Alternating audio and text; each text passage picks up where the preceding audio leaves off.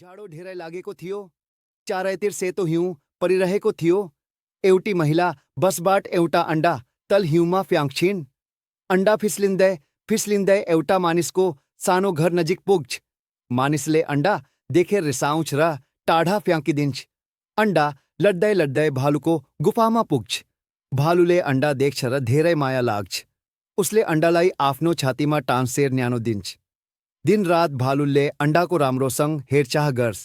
केही दिनपछि झाडो स्किन्छ, हिउँ पग्लिन्छ, अन्डा फुट्छ र एउटा सानो डाइनासोर निस्किन्छ। भालु खुसी हुन्छ र उसलाई आफ्नै बच्चा जस्तै पाल्छ। एक दिन सानो डाइनासोर जङ्गलमा हराउँछ। एउटा ठुलो आदिमानव आएर उसलाई समातेर लैजान्छ। भालु दुःखी भएर रोइरहन्छ। कथा मन पर्यो भने लाइक र सब्सक्राइब गर्न नबिर्सनुहोस्।